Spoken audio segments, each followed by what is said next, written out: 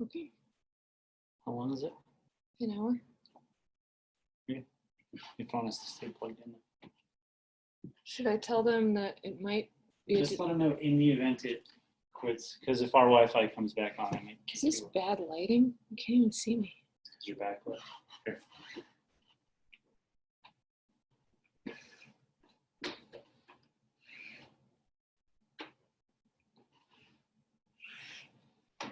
Yeah, that's better. Entered in the waiting room. What does that mean? There's 7 people waiting. Oh, admit. What the hell? Okay. Why? That is, oh, admit. Oh, admit. City. Oh, I got my heart.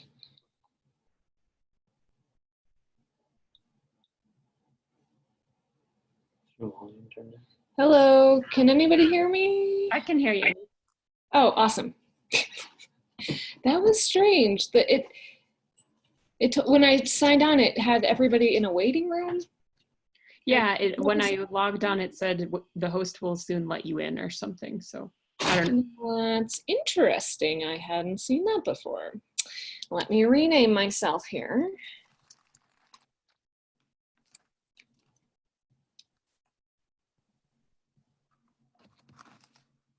There we go. Cool. All right.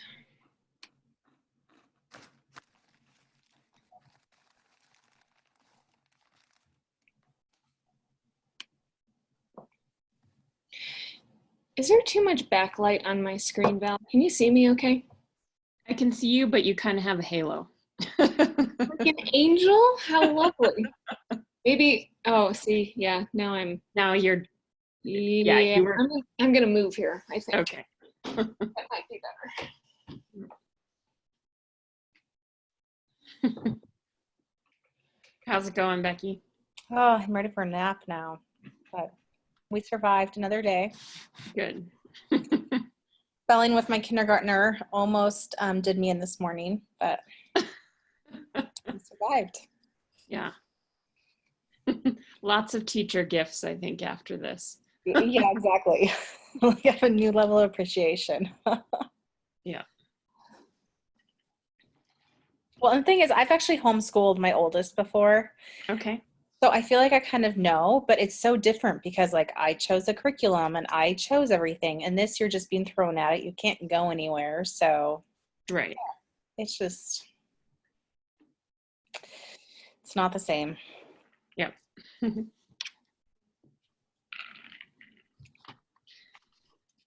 Your kindergartner did you in, Becky? Is that what you said? Just about. Yes. She's my strong-willed and trying to teach her how to spell when she doesn't want to learn. Uh-huh. Yeah. Awesome. Well, yeah, that's hard. Kindergarten. How's your ankle, Amy? Oh my gosh, you know what? I told my husband last night, I think I might, with our insurance, we get the like virtual visits where we can call a doctor. I'm thinking I might, Oh, because no. it's been 2 weeks Yeah. and it's still not Oh. perfect. Well, it's not, I know it's not going to be perfect yet, but I just don't have any mobility, and there's a spot like on the bone. If I press it, it's not. Ugh. I don't know. It's 2 weeks today, officially. So Yeah. thank you for asking. Yeah.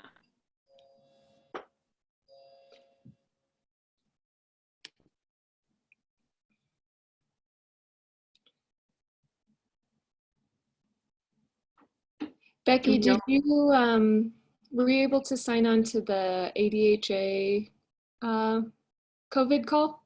No, not today. No. No, but I think it was recorded, wasn't it?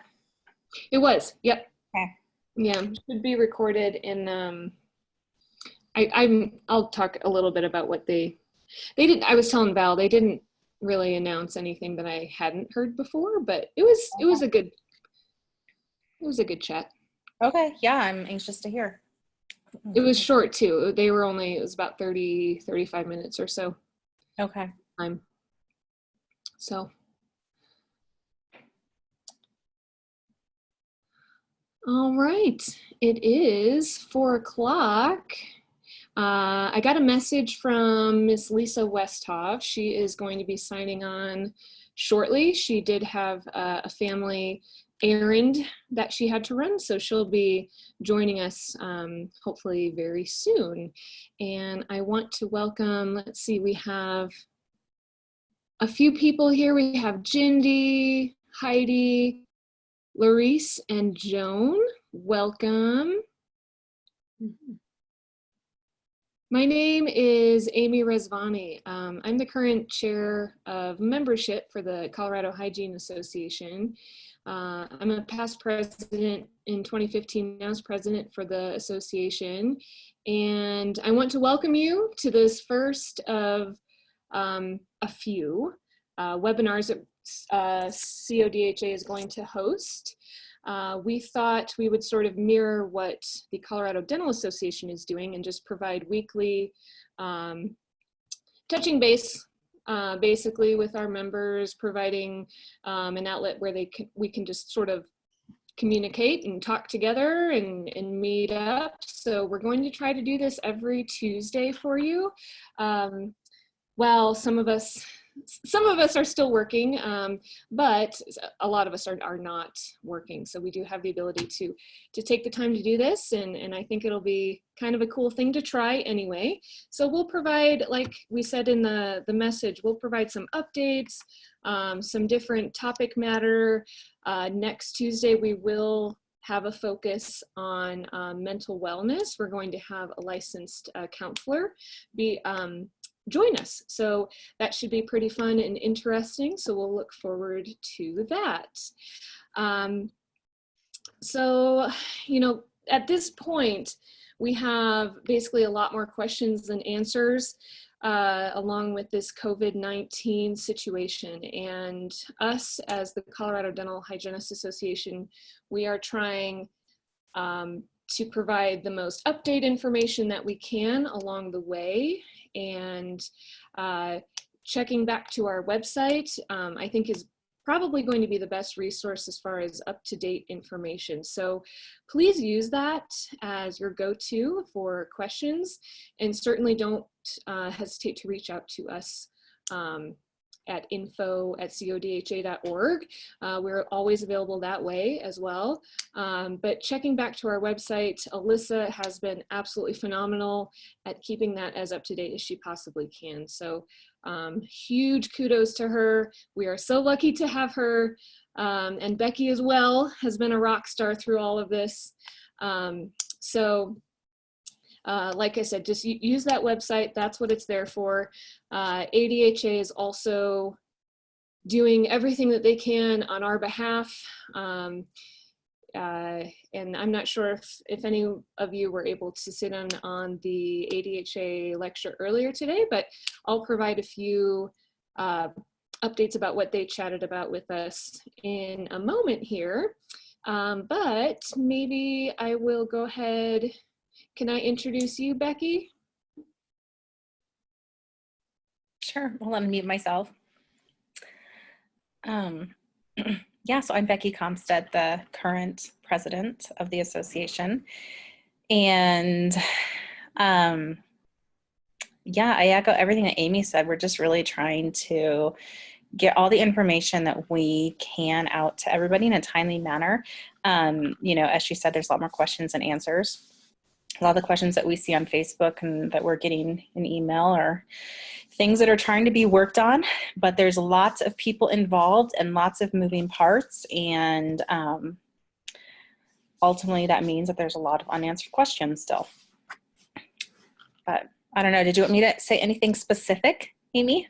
Not really in particular, Becky. I just wanted maybe if you have anything to update us about with from this. Did you have a CDA call yesterday or no? We did. Alyssa was on it. Let me see. So I'm just getting a text from Jennifer, who's having trouble getting into this Zoom meeting. Oh, So she's getting that message where it said that, please wait, the meeting host will let you you in. know what? I just allowed like Oh. 12 people to jump in here. I am so sorry. We are all learning here, and apparently there's an admission button that I have to press where everyone is going to be allowed to be in the room. I apologize for all of you that were in the waiting room there. Okay, so now we have quite a few more people. Thank you for that, Becky. Yeah. Well, yeah. Okay. I'll try to keep an eye on that, and I'm going to have to ask Alyssa because I had never seen that before, so I don't know what that was. There's got to be a setting. Yes. So the only thing from the meeting last night, like I said, Alyssa was on it, but she sent a good email recap about it. And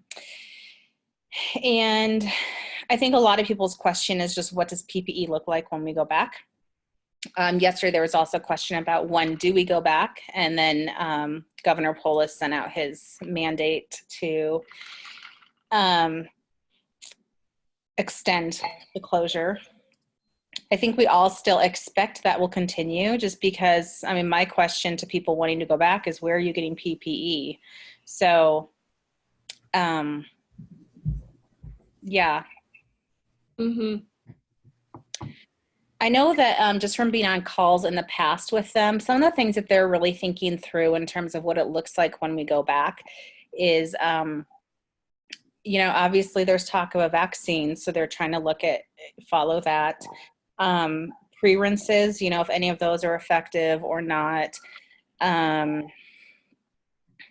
else are they talking about? Oh, just even in the waiting room, what will that look like? Will we have people stay in the waiting room? Will we call them in from their car? Becky, was there any discussion about face shields? Because I know I do clinical at an office part-time and then also temp, and got a message recently about trying to get ready for May when offices reopen. And the agency I work for said, hey, order a face shield. And of course, Amazon, you put in your order, it's end of May before you can get it. I don't know what the official recommendations are right now. On the calls that I've been on, they have not talked about face shields. And part of the problem too, apparently ADA had kind of come out with their recommendations, and just before they published them, they got a lot of backlash from their members who were involved in the process, because kind of what science says to do with like a negative pressure room and all the get up is not cost effective. And a lot of dentists, it's the profit margin they run is so narrow that they can't implement those things. So the ADA is really trying to walk this fine line of following the science and what we know about COVID, but also making it something that doctors can afford to do. So it's hard, but no. So, we haven't talked specifically that I've heard on those calls with the CDA about like face masks or what face shields or what masks we'll use. There's just a little bit more of the big picture. If we do have somebody that ends up calling us and saying, hey, I'm COVID positive, I was in the office, what's the protocol for that? There's really just so many things that need to be looked at. So I'm curious to hear more of Amy's conversation with ADHA today. And they went through some frequently asked questions, and that was the first thing that popped up. What is PPE going to look like? Yeah. Where are we going to get it?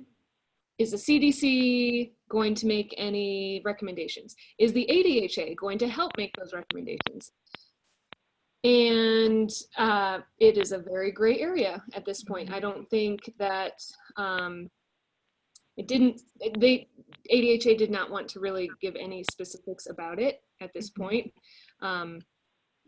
So it's kind of. So I think one of my biggest concerns is if the mandate does not get extended past the 26th, what does PPE look like? Like there's really no consensus. And so I don't know if the governor, how much he's aware of that issue. I know that CDA has written to him and said that they would like to be part of the conversation about what PPE needs to look like before we go back. And public health also wants to be part of that. With 9 News doing their town hall meeting tonight. So Lisa, Alyssa, and I kind of put together a question, and that was kind of the gist of our question is, well, if he was going to extend it, and then he did extend it.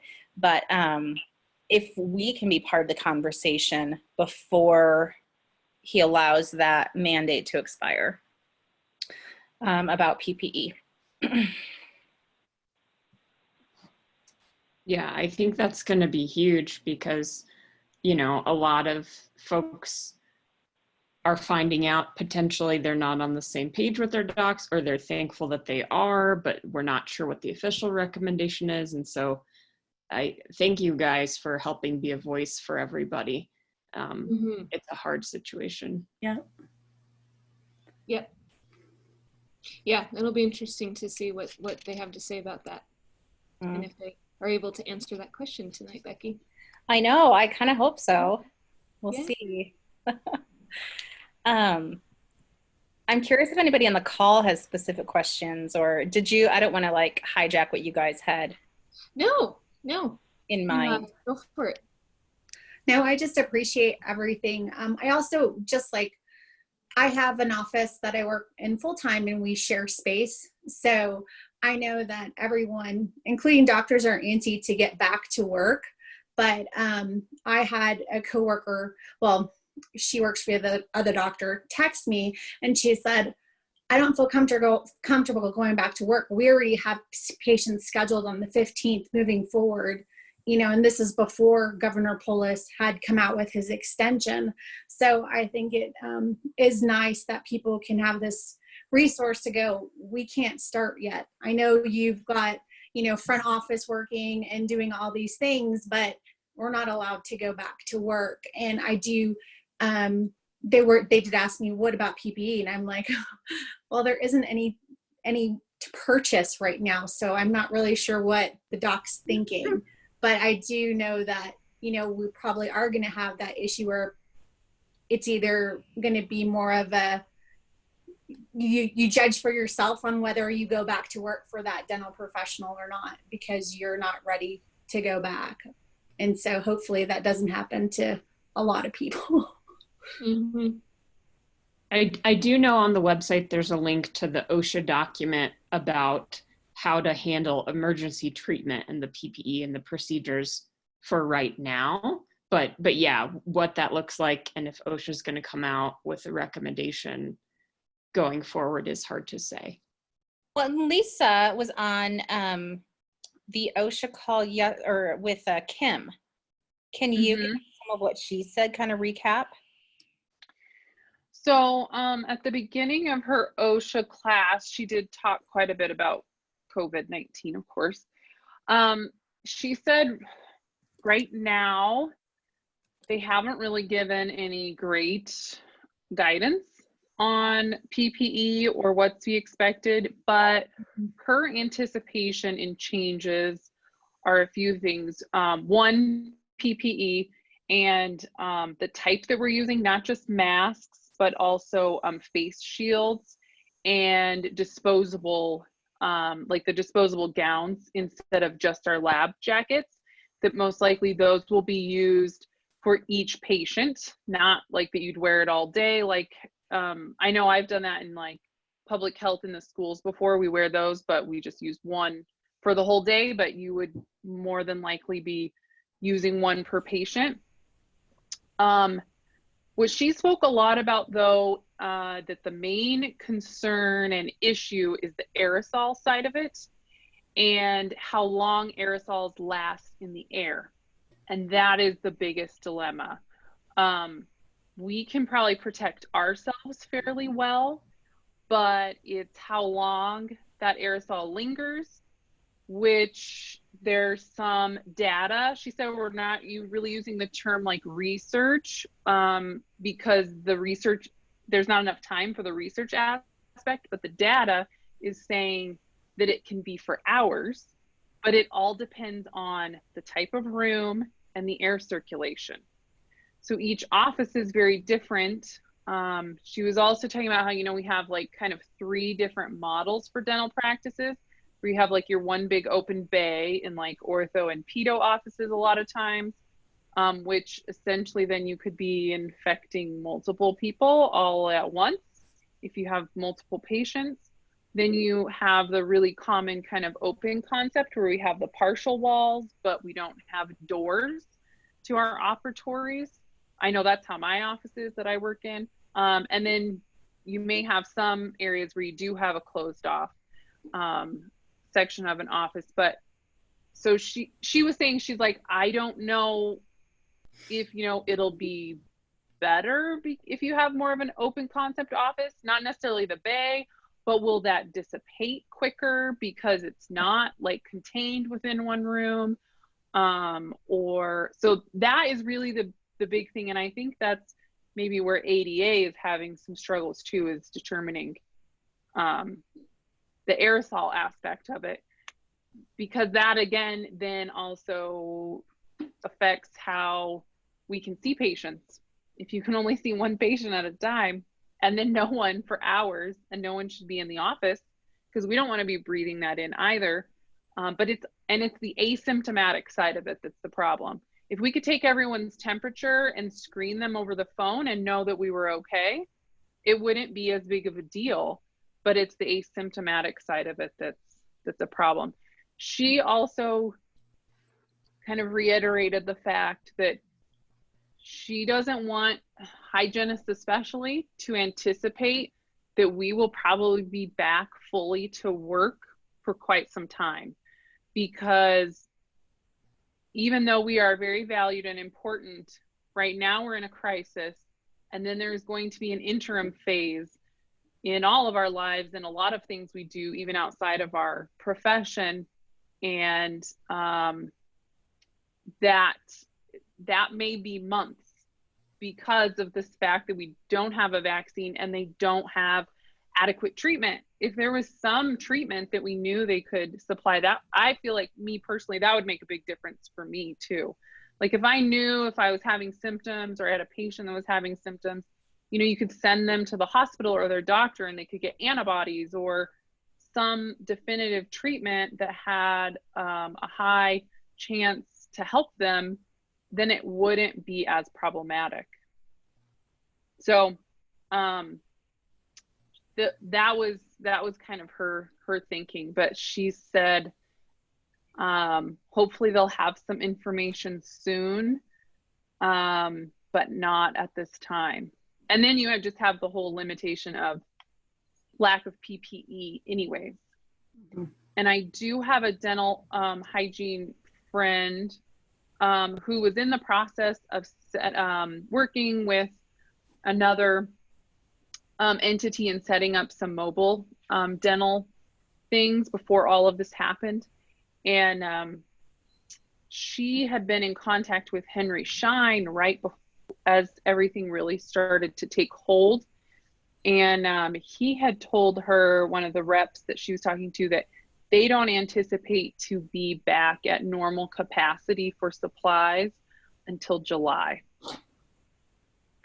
So that's another element that, and I know I just read recently, I think Home Depot stopped selling and stocking N95 masks, and they have waived like their supplies so that they're just being sent to hospitals. Mm-hmm. Yeah. So it's just a lot of unknown, which is hard.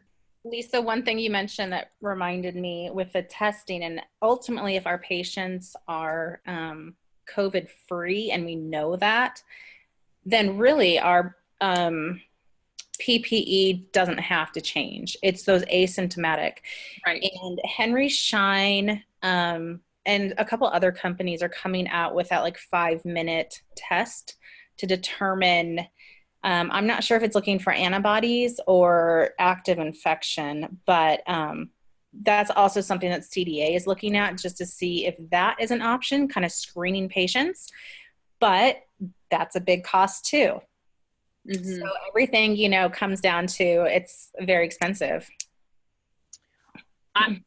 Something like that would be amazing. Mm-hmm. My only reservation, I think, with the reality of that is we can't even test people in the hospitals right now.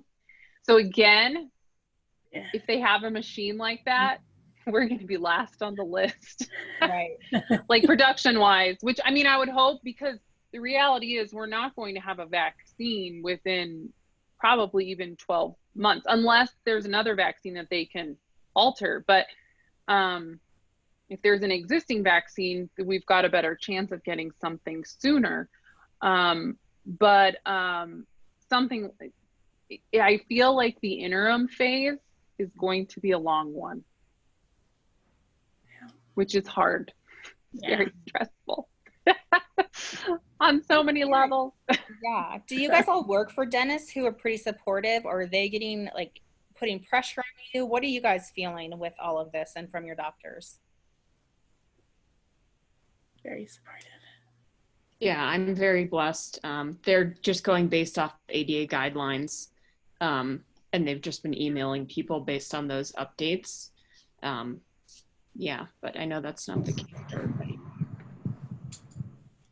My office is looking at getting face masks and then wearing better face shields and the better masks and gowns and, you know, head net, hair nets. And we're also looking at getting, this week, we actually have one of the reps coming in the office. Then we will, one at a time, try it out. There's a couple high-speed suctions with the mirror. And so everything we do, we basically have that to try to help with better suction for aerosols and stuff. So, I mean, but I don't expect us to be back to work even on the 26th or 27th.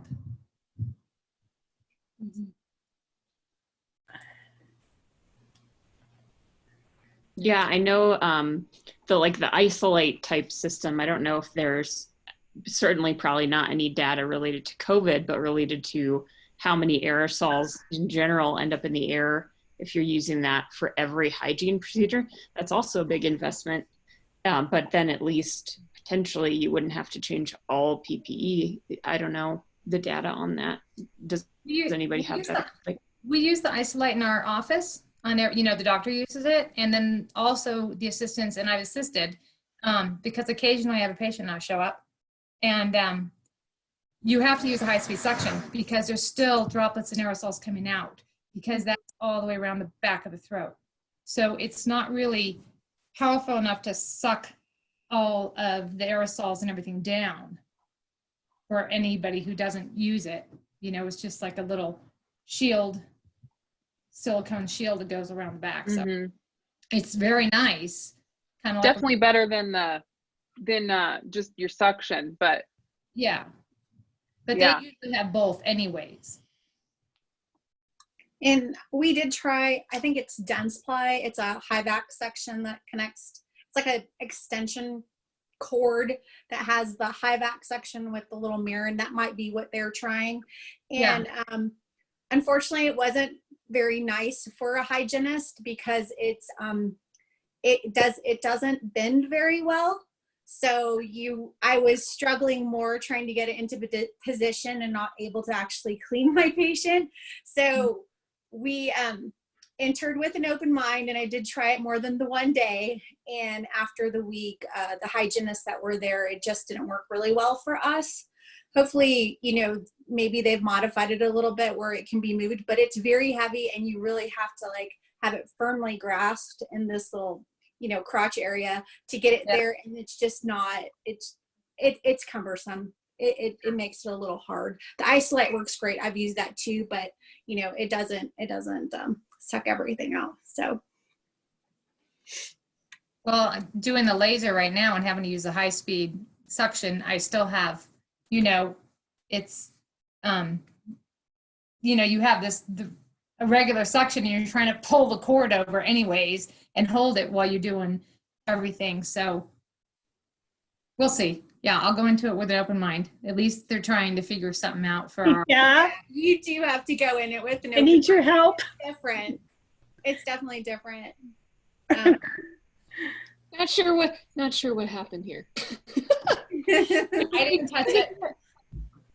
I think No, it's sharing just a different screen or I something. did this to all these people because I was clicking on the wrong thing. Can you help me get it back to where it was? This Well, at is least it wasn't you, and it wasn't one of those weird like Zoom things that's been Hackers. I happening. don't know when they're all asking what happened. I want to get them. You shared your screen. So at the Oh, bottom, yes, it she should did say share- stop sharing How can screen. they hear me? yeah, to There somewhere there should My be husband is stop telling me. we are. Okay. There you go. How do I talk? How do I talk? We can hear you now. Oh, can you hear me? Okay. This is new to me. But you can be patient with me. I apologize. My name is Rose. It's not Jeff. And I have thoroughly learned a lot and am learning a lot from everyone's participation. So I just want to say thank you so much. I didn't know I could talk. But I just want to say I work in an outstanding office here in Longmont, Colorado.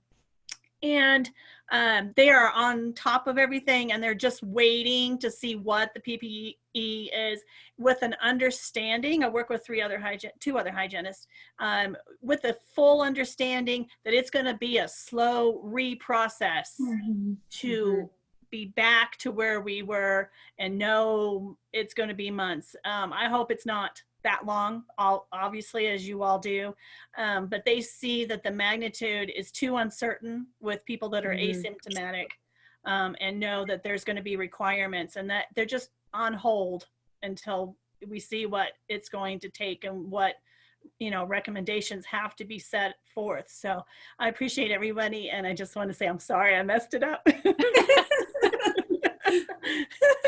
That's okay, Rose. We are all learning here I'm so with glad. this here, so no problem at all. That was funny. So it sounds like most people's doctors, maybe they don't have all the answers, but you guys aren't necessarily feeling, you guys aren't the ones we're seeing on Facebook who are like, my doctor's opening on the 15th. Yeah. Well, that was probably before the governor said everything's going to be closed down until the 26th. So Right. 'cause we were Yes. getting on the 17th. Yes. Although again, I'm like, where would you get the PPE if, as of yesterday, you were going to open? Well, I'm sewing masks, so. Right. But I don't think you can No, Kim said those are not for No, I us. certify. Yeah, that's not gonna be an option. And so again, that just becomes another layer of it. But she did specifically, somebody asked in her class yesterday, and she said, "Oh no, that's not gonna be." Yeah. She said, in a crisis situation, the CDC will make exceptions like they have in the hospitals, which is just horrendous that there are medical providers having to practice that way. But she said that they're not going to waive that for dental, to say, you need your prophy. Let's give you put you and your practitioner at risk for something that's not an emergency. Yeah. But I think that was one thing that she really tried to reiterate. She said, we have to remember that we are not unnecessary and not non-essential. We're just not essential in a crisis. And we are in a scenario that we've never been in before. And so we all just sometimes have to take that step back, as hard as it can be, and not take offense that you're not on the list, because we're in crisis mode. I guess I've been trying to think of it as in a way of, if you have X amount of dollars for your family and you need to, feed your family and provide them shelter, those are the things you're going to do first with your money. You're not going to go buy new shoes or go to, the amusement park or something. And not that we're an amusement park, we're more like a pair of shoes or some clothes maybe, but you're in crisis mode. You're not in a place where you're dealing with all the things in life that you want to be able to handle and take care of.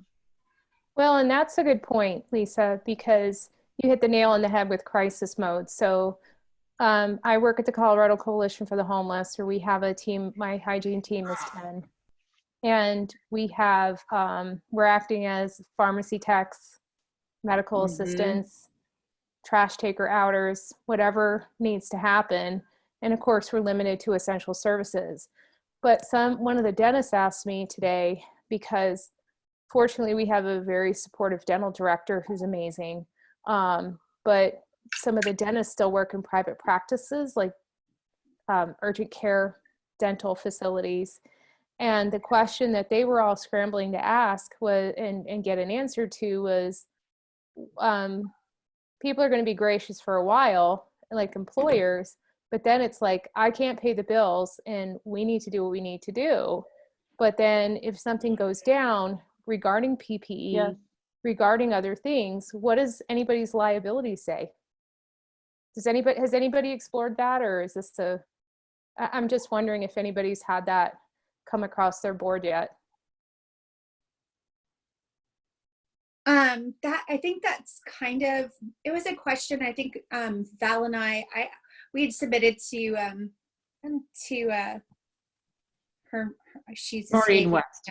Yeah. Maureen West, yes. Mhm. And it was on a forum of someone saying, you know, that a doctor was wanting a staff member to sign a waiver saying that even though you're coming into work, you know, for the crisis, if you get the virus, you know, he's not liable. Or that people would work unpaid or something. Right. And basically that will not hold up. That doesn't hold water legally. So don't. Even though it's not like a big thread, there is talk of, you know, what is their responsibility as, you know, as an office if they were to get, you know, if a staff member were to get sick, or if they were to infect, you know, patient or patients from waiting in the waiting room or back in the back. So, well, and I think this is another good reason why we have to listen to the sources directly, you know, CDC, OSHA, yes, and our professional organizations, right? So if ADA comes out with a recommendation, if your doc or somebody else ends up in court with a situation where COVID happened, or frankly, just in general, the safety of patients or other staff, how are you going to say that you did your best when you're going against a professional organization's recommendation nationally? So right. Everybody has to take a breath to keep in context in the crisis mode that it is. But, you know, it's about saving people's lives right now. You know, how our lives look in 2 or 3 months when things are somewhat back to normal will happen over time. But like, there's a reason, and it's the basic safety and human life piece, period. Right. You know, this is what it comes down to. So I get that we're all anxious and lots of other emotions, but that's why. The reason why is to save lives, to save the PPE for the people who are dealing with COVID patients.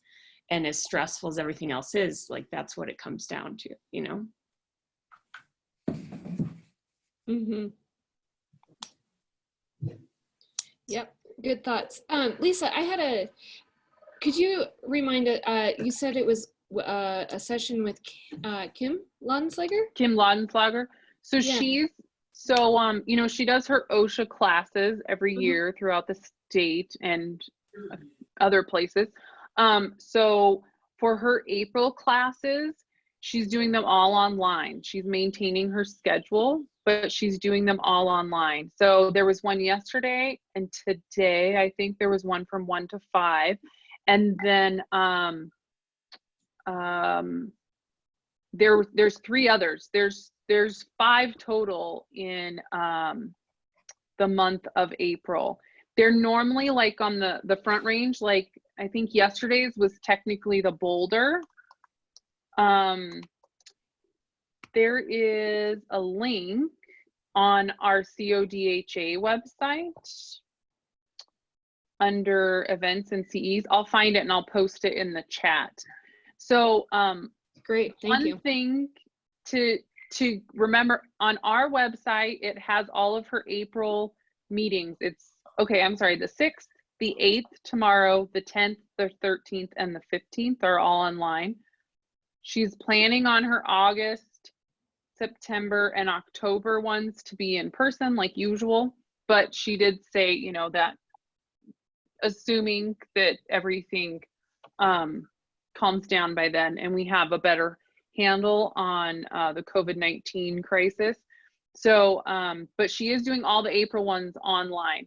So on the CODHA website, it says they're all online for the month of April, but when you go to her website, it still has them listed as their appropriate towns, but they are online. So like the one I signed up for yesterday said Boulder, but it was open to anybody because you didn't have to drive to get there. And it was really nice. I know she said that she likes doing them in person much better, and it was very weird talking to her computer all by herself. But we're getting used to it, aren't we? Yeah, I know. So, and Laura Jacobson, I don't know if she's helping her again, but she was kind of her moderator, and she managed the Q&A section. So, and kind of relayed things. I think it went really well. And of course, she always has really good information anyways. I hadn't been to one of her specific classes in a while. And my friend and I both went respectively in our own homes at the same time. And we were texting back and forth. And I was like, why did we stop going? Why did we take the easy way out before? So her class is always just above and beyond. It keeps you in line, which I will say, I'll admit, like, I feel like the COVID-19 stuff has really made me take an inner look on my own OSHA protocol, and like those little corners you cut sometimes, like not using high speed suction for ultrasonic because it's hard. So it's like, I don't know, one of us need to invent something better, I guess. Pressure's on. Kim is the OSHA rock star for sure. Yeah, like I mean I've done lots of them with like your rep and stuff, and it's like, well, that doesn't, that's just the cheap easy way to get out. It's not the same. Yep, totally. Cool. I'm glad you got to be a part of that. That's pretty neat, Lisa. Yeah, it was a really good class. Perfect timing. Yeah. It's awesome. Lisa, you mentioned that, you know, the high speed is cumbersome.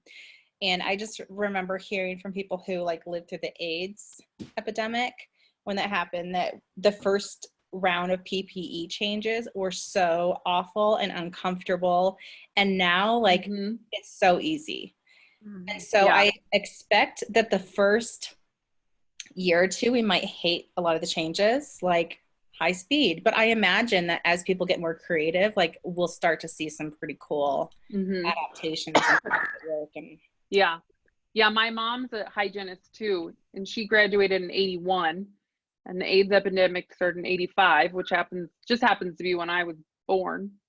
And so she was talking to, I think it was my sisters and we were all talking on the phone, and she said something about not wearing gloves, and my sisters were like, ah! They're teachers, so they don't deal in people's mouths anyways, but she was like, yeah, that's the way it was. But it changed really quick. It wasn't long before we were, but she was like, they were horrible when you started. The gloves were awful and they were really expensive, but they made the change. I feel like for us, I'm hopeful that maybe it'll be a faster change too, because we already really have what we need. It's just a matter of implementing it the way we need to now, even if it is a long-term interim until there's a vaccine.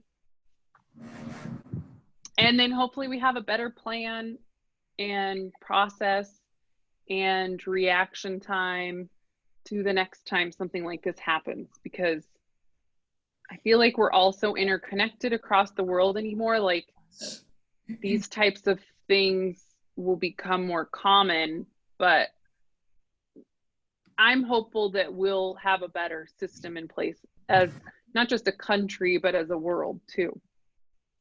It doesn't create so much harsh conditions and dire realities for people. And maybe just a new appreciation with the general public as far as hygiene goes in general. I mean, I know. I have seen I love to see all the happy stories online because there's so much that you can get caught in, like the negative and the factual negatives of it all. But some of them are funny too, you know, like who thought in 2020 we'd still be teaching people how to wash their hands? Like, we thought we'd be like having, you know, flying cars and things, but we're still stuck on the basics. yep. And well, we got to do what we got to do. Sometimes we got to, revert back to the basics. And start over a little bit, reevaluate. Yep.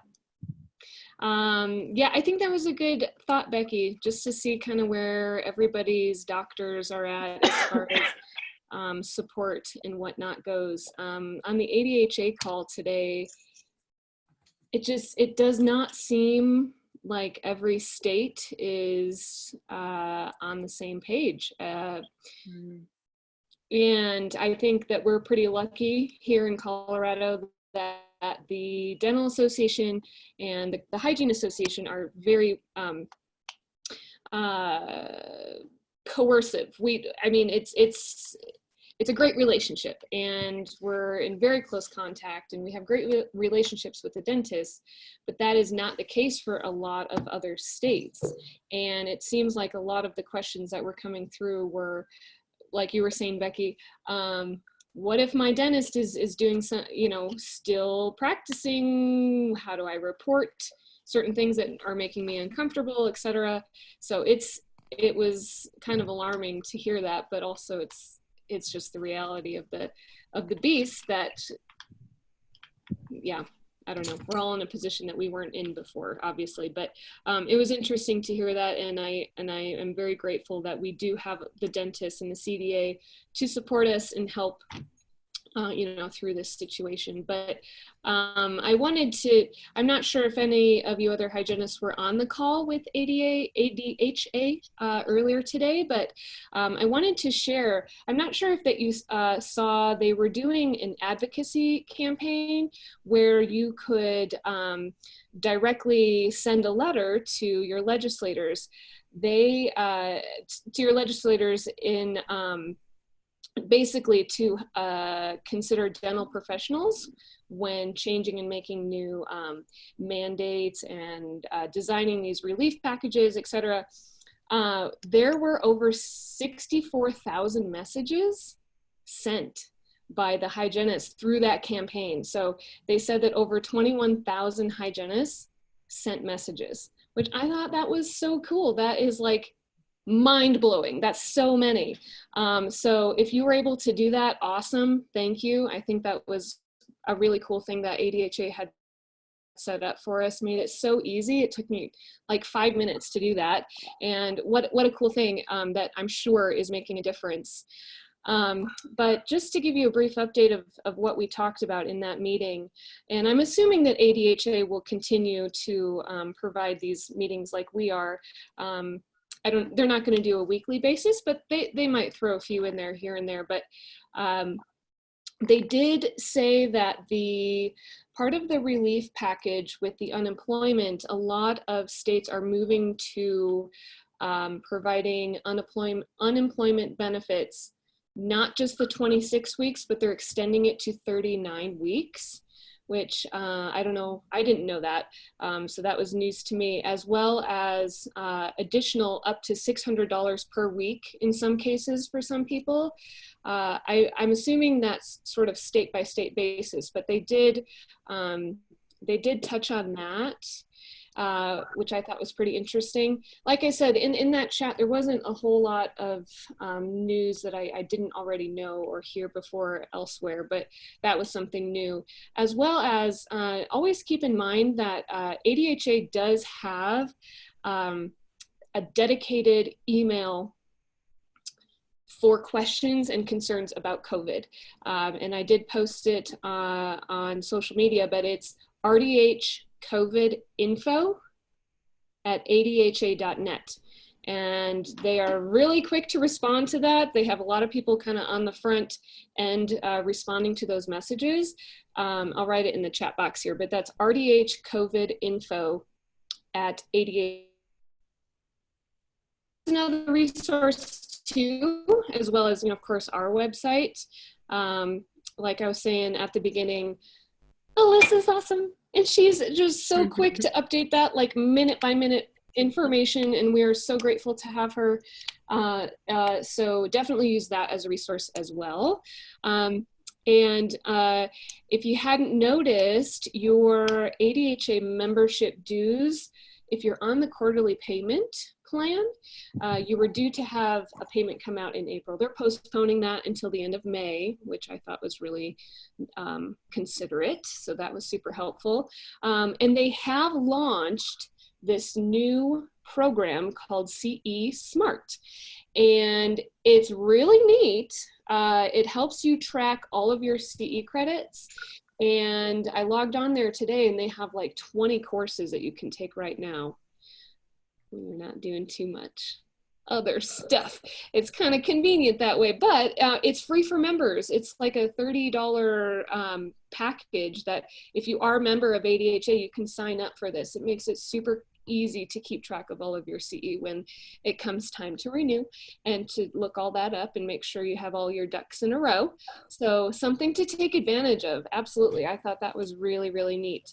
It looks like they have a lot of great course offerings on there. So but that was kind of the gist of what we talked about on the ADHA chat. And I know that they did record that. So you could go back and watch that. I'm sure there's going to be a link to that on there somewhere on the website. I'm not sure exactly where, but let's see. Oh, Becky, I was wondering, I saw a question in the chat. RDH Under One Roof is still happening as scheduled as of this point, correct? At this point, yeah. Okay. I wanted to make sure we answered that. Val, do you want to give us an update about what's happening on the national level? Yeah, so Amy just asked me to do a brief update for the National ADHA Conference. Basically, we, as the delegates, and Becky and Lisa were part of that, as well as Heather, and then the alternates, Cynthia and Tammy, part of a call to prep for House of Delegates for the ADHA conference. There's a CE conference, and then there's House of Delegates to vote on bylaws and resolutions at the national level. They were going based off the CDC recommendation that came out in mid-March about postponing gatherings of 50 or more 8 weeks out. So as of right now, since we're past that point, they have contingencies. Our District X trustee, Crystal Spring, said, as of right now, we're planning, but it might be virtual depending on what happens with everything. So basically, for those who aren't familiar, we're part of District X. So that's the 4 states, Utah, Wyoming, Montana, and Colorado. And similar to at the local level, if you've ever been part of House of Delegates for our association, we just review in reference committees. Lisa is one of the chairs for the reference committee this year, I think C. And so we review everything that's been submitted for bylaws and resolutions. So rules for what we support as statements and how we guide the organization and just the profession on a national level. And then there's vote and debate that goes on at that level. So that's going to be mid-June coming up, assuming that the in-person part isn't truncated in some way. So, but yeah, I think we're all excited to be a part of that.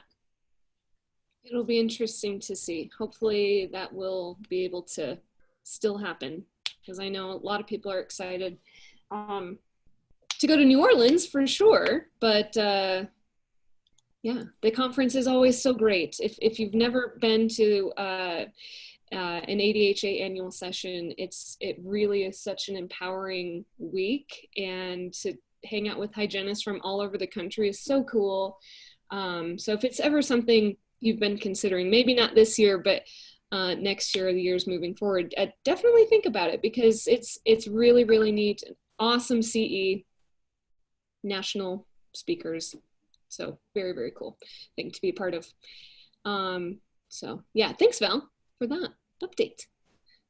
And I think with the last few minutes here, we as a board, your Colorado Dental Hygienist Association board, we had a board meeting last weekend. Bless dear Becky's heart.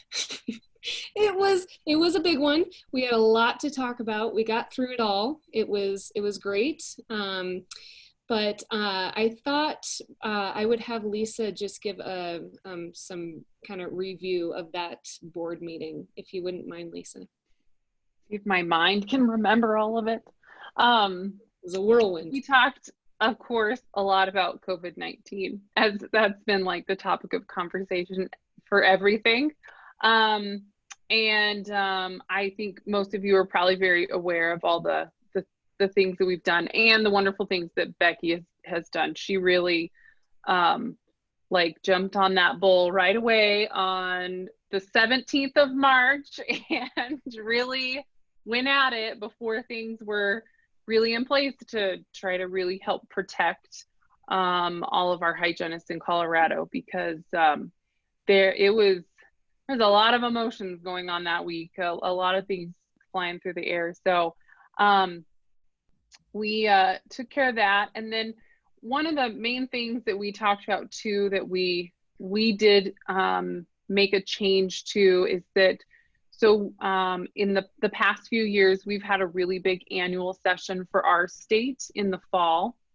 And not that we're necessarily anticipating that we will be directly dealing with COVID-19 like we are right now, but due to where our venue was and their time constraints and money and deadlines, we did decide to postpone well, not really postpone, but change our large annual session.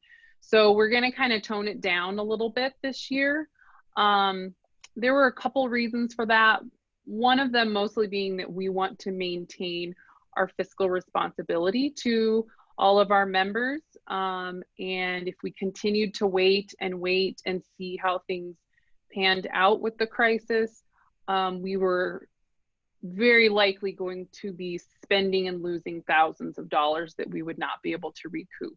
And we just didn't find that to be responsible on our part for our members.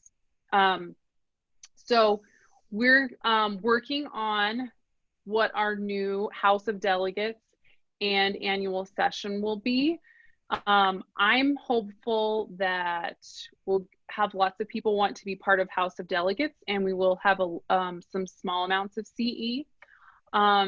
Thankfully, there has been a lot of CE opportunity for those hygienists that aren't working right now. And so with that and RDH under one roof, hopefully continuing in July, as hygienists, we will have a lot of really good opportunity to be able to accrue our CE courses that we need. And then with the ADHA's rollout of their new CEs for online too.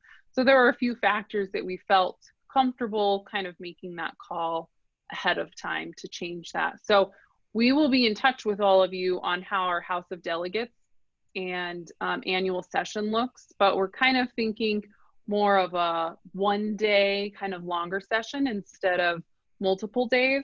And I'm also the House of Delegates secretary. This is my last term, so if anybody wants to do it, just let me know. It's actually pretty fun. I've learned a lot because you get to know all the bylaws and the policies of the association, because you're the one responsible for making them stay correct, which can be a little good thing I have people reading over my documents for me, because you get things in the wrong place sometimes. But we've struggled with participation over the past couple years with it competing with CEs and just time commitments, because we've always done House of Delegates over 2 days. And we're really gonna try hopefully to do that in 1 day this time, so that it's not so cumbersome for our members to be active participants and voting on policies and bylaws and things that directly impact us as hygienists. Because those policies allow us to dictate to our lobbyists. It's one of our most important parts, what we want them to do for us and advocate for us. And it also allows us sometimes just to be part of those conversations. Last year, 2 years ago, we had a policy statement that we adopted as an association so we could simply be at the table and be a part of a conversation on some changes that potentially could be happening to our dental hygiene education. So things like that are important for us to be a part of, and we like to have all of the voices that we can, so we make sure that we're representing everyone appropriately. So that's kind of like a lot of things in life, we're making some changes and adjustments, and but I'm excited for our annual session to be a little bit smaller and more intimate this year, and that we'll still be able to have it though. Yeah, I think it's going to be a great opportunity to try something different. So I am also hopeful as well, Lisa. Thank you for that. I appreciate it. Lisa is, if you don't know, our president-elect, so she will be elected to our presidency in November this year. So super excited for that. Just a couple extra minutes here, and basically I want to thank you all for being members. Thank you all for your continued support of your association, whether that be participatory or not. You know, your dues dollars now more than ever are so important for so many of these legislative efforts. And you know, like I said at the beginning, this is offering on Tuesdays. Tune in every Tuesday moving forward for now, as we have some extra time here. Some of us, some hygienists, I know some are still working, but all these sessions are recorded for those that may be at work. But we're going to try to do every Tuesday from 4 to 5 p.m. Next week, we are going to have sort of a wellness focus. We are going to have a licensed counselor join us and sort of give some tips and tools as far as anxiety management and those sorts of, or kind of very real kind of, I don't want to say dangers, very real Challenges. feelings. What's that? Challenges. Thank you. Exactly. So we will of course provide some updates and whatnot as well, but we'll kind of have that more of a focus for next week, and we'll of course answer any questions or concerns that you have as well. If you are going out and about, please be sure to wear a mask, as we are all now sort of encouraged to do that. And if you have not responded to your census letter in the mail, please do that. That is beneficial for a lot of reasons, but especially as healthcare professionals, those numbers are super important. So please encourage everybody you know to respond to that and fill that out. That would be really great. And does anybody have any last minute, Becky, Val? I think we should just say our website again. So www.codha.org/COVID-19 /. That's where a lot of the resources are. OSHA, CDC, ADA, bunch of unemployment information. So that's your go-to page. It's just easier to type the full thing in than click through the menu. So I thought we should say that again. I'll type it in here. Yes, thank you. I know that's where I go when I go to look up my unemployment stuff. I go to our website and then I click on the link because it's easier than the random assortment of dashes and hyphens and everything for the unemployment website. So I go to us first and then over, which Kim did give us a nice plug during her class yesterday too.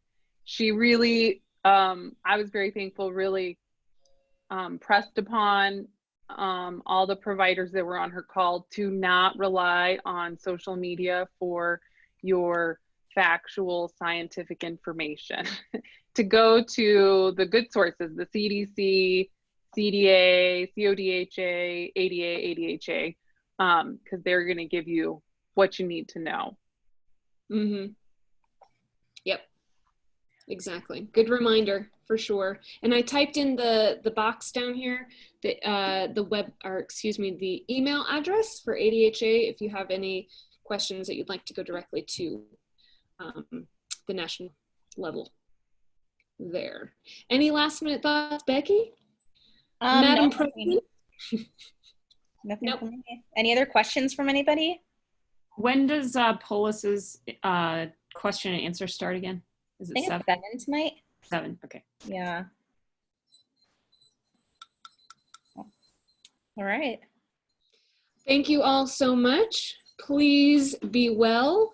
Thank you for tuning in. Come back, please, next week. Bring friends.